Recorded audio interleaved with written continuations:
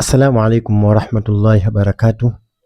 Alhamdulillahi rabbil alamin, wassalatu wassalamu ala rasulillah sallallahu alayhi wasallam, habibina al-Mustafa sayyidul khalaiq wal bashar. Allahumma salli wa sallim wa barik ala hadha an-nabil amin wa ala alihi wa ashabihi dhawi shiraf azim. Watukufu wa Kiislam, baada kumshukuru Allah jalla jalaluhu na kuzitaka rehma na amani zimwendee bwana mtume Muhammad sallallahu alayhi wasallam, katika episodi hii ya pili nitaeleza ni kitu gani ambacho kinastahiki kutolewa zakatul fitri katika vyakula. Akisha pia nitaelezea kwamba ni kiwango gani ambacho kinafaa kutolewa kwa zakatul fitri katika vyakula au pesa. Kwa swali la kwanza kwamba je, pesa inastahiki kutolewa zakatul fitri? Mwanachuoni al-Imamu Abu Hanifa an-Nu'man anasema zakatul fitri unaweza ukatoa pesa mbadala ya chakula. Kwa unaweza ukatoa pesa zakatul fitri badala ya kutoa chakula na Mwenyezi Mungu akakubali zakatul fitri yako. Lakini pia unaweza ukatoa chakula ambacho kinapendwa katika mji. Mfano kama Tanzania bara kuna baadhi ya mikoa wanapenda sana unga. Sisi Zanzibar huku tunapenda sana mchele, yaani wali. Kwa sisi watu wa Zanzibar wa visiwani, zakatul fitri yetu tunatoa sana mchele kwa sababu tunapenda sana wali. Lakini kwa watu wa mikoani pia kuna mikoa ambayo inapenda unga na kuna mikoa ambayo inapenda wali, yani mchele.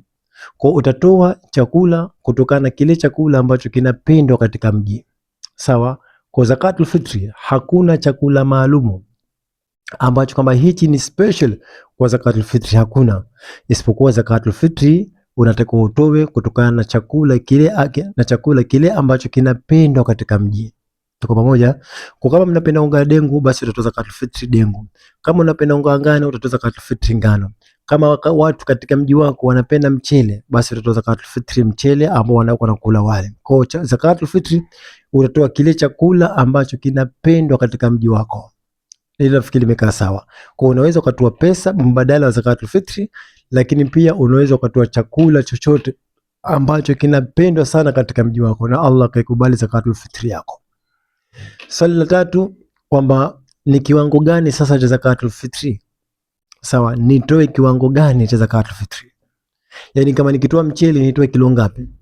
Au nikitoa unga nitoe kilo ngapi? Au nikitoa chakula chochote ambacho kinapendwa katika mji nitoe kilo ngapi? Jibu kwamba zakatul fitri unatakuwa utoe mchele kilo 3.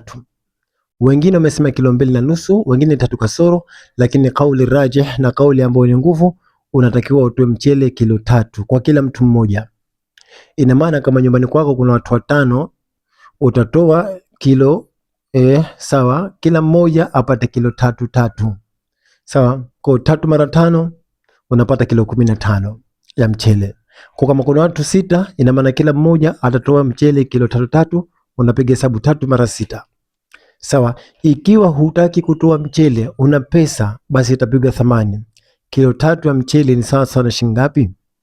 Bana, kilo 3 ya mchele ni sawa sawa na shilingi 9,000 au shilingi 10,000. Sawa? Tuko watu ngapi? Tuko watu 5, ina maana shilingi 50,000. Kwa kila mmoja atatoa zakatul fitri mchele kilo 3, au anaweza akatoa mbadala mchele akatoa hela. Tuko pamoja? Kwa hichi ndio kiwango cha zakatul fitri. Kwa ima utatoa mchele kilo 3 kwa kila mtu, au utatoa kiwango thamani ya ule mchele kilo 3 kwa kila mtu. Kwa yote pia yanawezekana, na ukiamua inshallah utaweza. Kwa sababu zakatul fitri ni sadaka moja kubwa sana.